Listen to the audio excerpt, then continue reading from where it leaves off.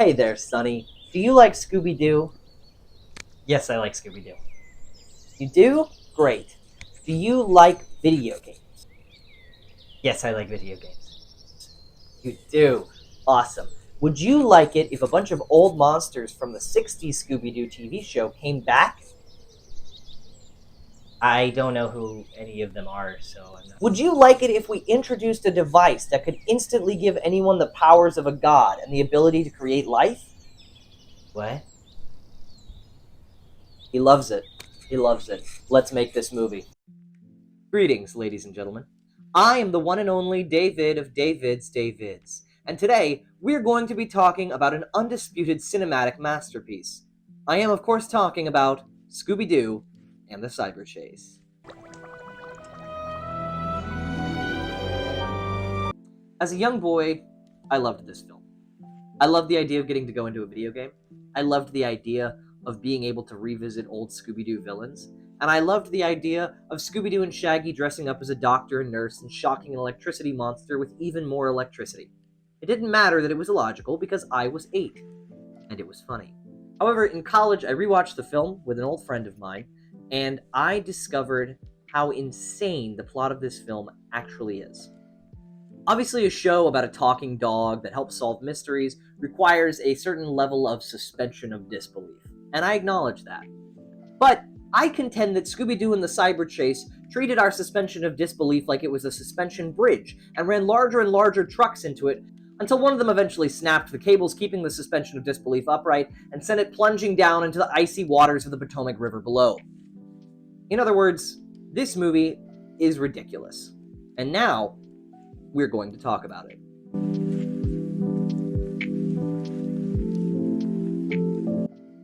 So the film begins with the gang about to visit an old friend of theirs from high school, a guy named Eric. He now works at a university, and he's developing a video game based on the mysteries solved by the Mystery Incorporated gang. It's a fun concept. Ooh, we might get to see some of the old mysteries, might get to see some of the old villains, and most importantly, we'll get to have fun. Sounds like a perfectly normal, interesting plot for a Scooby-Doo movie.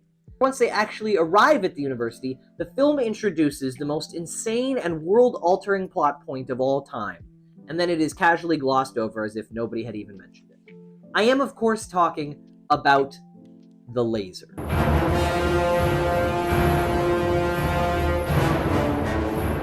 This is a hyper-energy laser. We've been using it to break down actual objects and project them into cyberspace. Jinkies!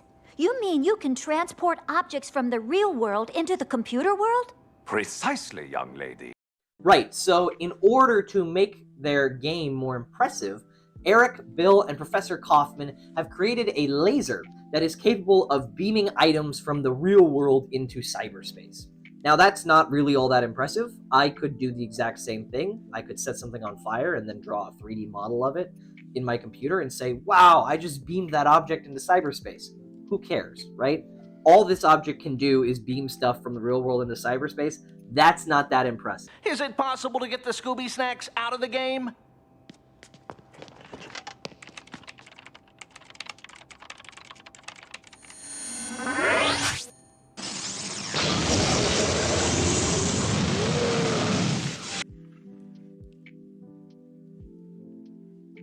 What? In case you missed the clip that just played, this laser is capable of not only taking matter from the real world and putting it into a computer game, but taking objects from a computer game and materializing them in the real world. This is a laser that can create a physical manifestation of any object, including people and computer viruses with electricity powers that can steal the data from any computer on Earth. From what we observed last night, this virus has the potential to steal every computer program in the world. It can create food. It can create weapons. The uses of this machine are unlimited. Professor Kaufman mentions that with this invention, they're sure to win the International Science Fair and the $250,000 grand prize that goes along with it. Eric and Bill are sure to win the $250,000 grand prize at the International Science Fair. Well, yeah. I mean, you're gonna win the science fair. But at this point, I think you're aiming a little low. You could spawn an army of electrical viruses that could steal the data from every computer database of every military installation on planet Earth. Or you could, like, solve world hunger, but that would be kind of lame. Okay, so like the villain of this movie, for instance, has the most ridiculous plan of all time. So the villain, spoilers for Scooby-Doo and the Cyber Chase, if you somehow care. The villain in this movie is Bill. And the reason that Bill is doing what he's doing, which is creating the virus in order to sabotage Eric's game, is because Bill wanted his baseball game to be chosen over Eric's for the science fair. And he's mad that Eric's game got chosen and his didn't. But you didn't pick my project. What's that supposed to mean? Professor Kaufman chose your video design over mine, even though I've been here 2 years longer. But again, there is a laser that is capable of creating objects out of thin air. This invention could do anything, and he's worried about a video game not being chosen. Even though I've been here 2 years longer. Bill is basically doing this. This day is sucked. Hey, Bill. What's wrong, man? Oh, hey, Travis. So basically Professor Kaufman chose Eric's game instead of mine for our project. Oh, that sucks. I'm sorry to hear that. Yeah, and it's ridiculous, because I did most of the work on the laser that can create objects from cyberspace or put things from the real world into a computer. The laser? The laser, you know. The laser that can create objects from cyberspace and bring them into the real world, or do vice versa. You know the laser. It does what? What if I could create a virus with electricity powers and the ability to steal data from any computer on the planet, and then use that virus to make Professor Kaufman choose my game instead of Eric's? You're gonna create what? Yeah, this could work. Sorry, Trav. I gotta go. I've got a project I need to work on.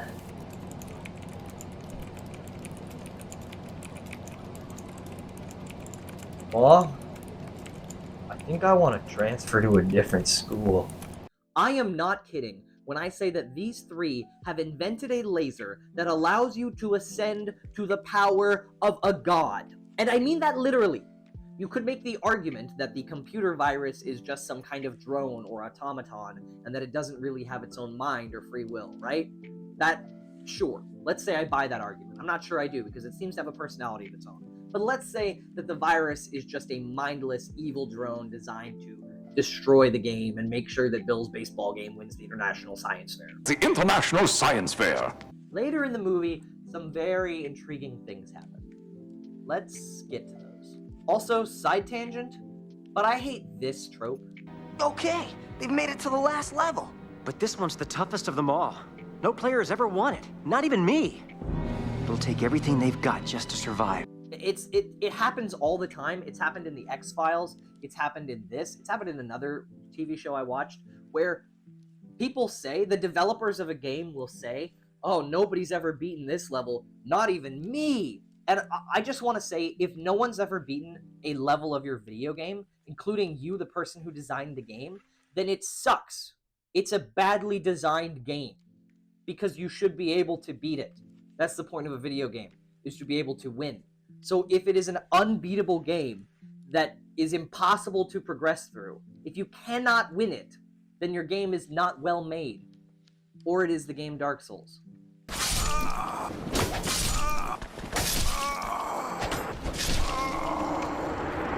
Okay, back to our regularly scheduled rant. After a brief chase montage, which is hilariously funny, and lots of silly shenanigans go on, it's a very goofy, there is a laser that can create any object on Earth! So, let's get back to that. Scooby-Doo and the gang get beamed into cyberspace, which has even more horrifying implications.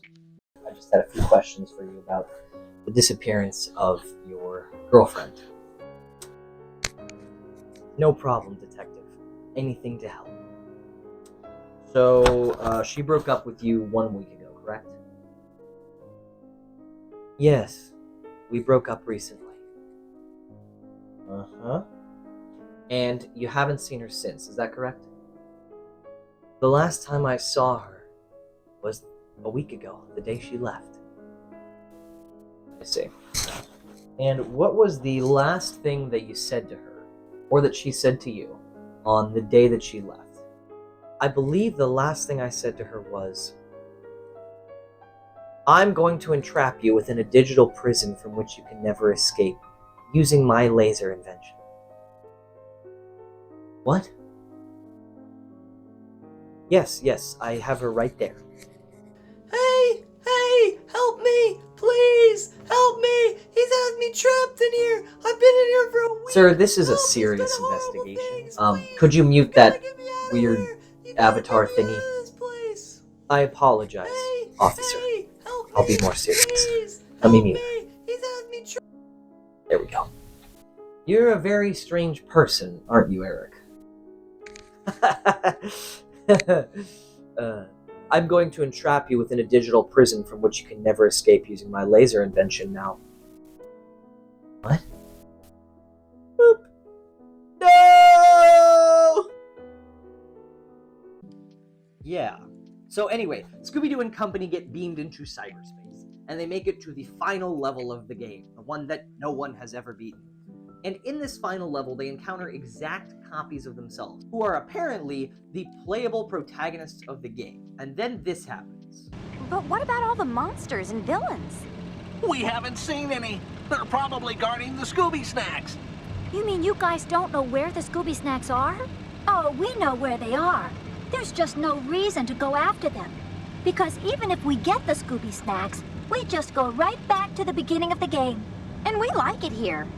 Until you guys showed up with that phantom virus, that is. So I think based on that clip, it is inarguable that Eric has somehow created fully sentient artificial intelligences that have the memories, personalities, and intelligence of the characters from Scooby-Doo. These are people. They exist. They're real. They have thought processes. They have desires and needs and wants. They feel fear and happiness and love and sadness. Cyber Velma has a soul. They have become gods. They have created sentient life, and using the laser, they can beam the sentient life onto the planet Earth. The implications of this device are life-alteringly, earth-shatteringly huge. If this laser existed in the real world, the CIA would already have killed all three of them, and probably 5 other people, just for good measure. This movie is the last in a string of Scooby-Doo feature-length animated films that came out in the late 90s and early 2000s. It includes 4 movies. Scooby-Doo on Zombie Island asks, what if zombies were real? Scooby-Doo and the Witch's Ghost asks, what if witches were real? And also, can we give an entire generation of people a preference for goth alternative girls? Yes, you can. You did it, you crazy fools. You did it. Scooby-Doo and the Alien Invaders asks the question, what if aliens were real? And then finally, Scooby-Doo and the Cyber Chase asks the question, what if man-made horrors beyond my comprehension were real? What if someone created a laser that allowed them to ascend to the power of a deity and reshape the entire Earth as they saw fit? And what if they used that laser to win an international science fair? The International Science Fair.